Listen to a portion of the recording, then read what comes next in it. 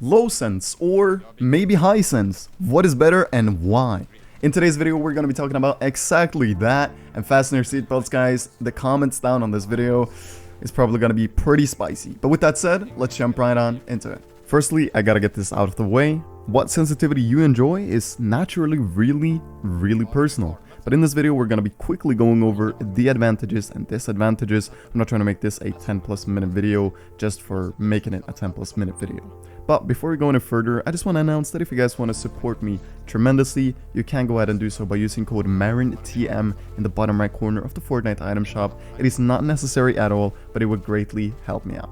So with that said, let's get into the advantages and disadvantages. First off, we gotta look at your gaming environment. If you have a small mouse pad, a small desk, or something like that, go with a higher sensitivity, because having a lower sensitivity will literally limit you from performing your best in games, especially when it comes to Fortnite. Just look at Benji, man. He's so talented, but he's super high sensitivity, so I would not let that stop me.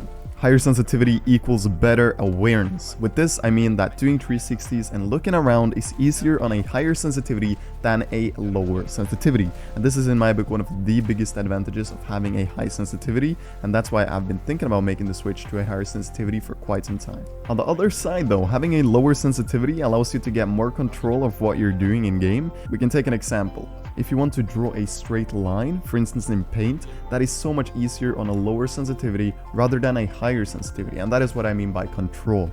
Naturally, if you've been practicing high sensitivity for many years, you might be able to draw a sick straight line, but initially, most people will probably have better control with a lower sensitivity, allowing you to most likely have better aim. I'm not saying that this goes for everyone, guys. Please don't flame me in the comments, because I know that's not like always how it is. Naturally, people with higher sensitivity also have insane aim. The lower sensitivity will for many people be easier to handle and control. Do you want to be snappy or smooth? Look at Benji Fishy. What strikes you? Is he a smooth player?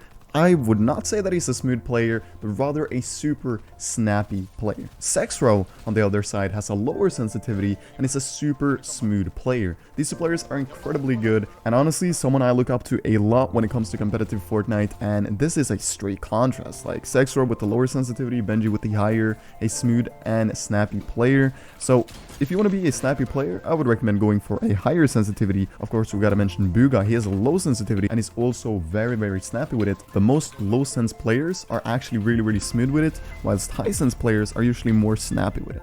So, do you want to be a snappy or smooth player? What do you think is best? I actually think that being a snappy player is better than being a smooth player, especially in Fortnite, but that's just my personal opinion once again. When it comes to sensitivity, I also want to mention wrist pain and the consequence of using a lower sensitivity over time. Look at Sexro, for instance. He can't even practice as much as he wants to because his hand hurts so much. I'm just mentioning it. Of course, not everyone is going to face this problem, but it is a reality that it might happen, so just be aware of that. Moving on, we obviously got to talk a bit about building and editing, and in my personal opinion, over the last couple of months, I've been testing out a few sensitivities, and what I've found is that building and editing is a bit easier on a higher sensitivity. This obviously doesn't stop you from being an amazing builder on a lower sensitivity, but all I'm saying is that it is a bit easier, especially if you've been training on it just for a little bit, to build faster and more consistent and edit faster on a higher sensitivity. So let's conclude the video. Me personally, as a low sense gamer, I want to say that having a higher sensitivity, especially when it comes to Fortnite, is better. So if you are new to Fortnite, please be sure to test out, and if you are super comfortable with a lower sensitivity, obviously go for that, because it is all personal, and I can't stress this enough. Whether you want to play with low or high sensitivity doesn't really matter as long as you are comfortable with it. But purely theoretically, I think that having a higher sensitivity is a bit easier considering all the aspects of Fortnite. So, with that said, thank you so much for all the continued support. It really means a whole lot to me. And with that said, guys, I'll see you all tomorrow with a brand new video. If you did enjoy this one, drop a like, and yeah, take care.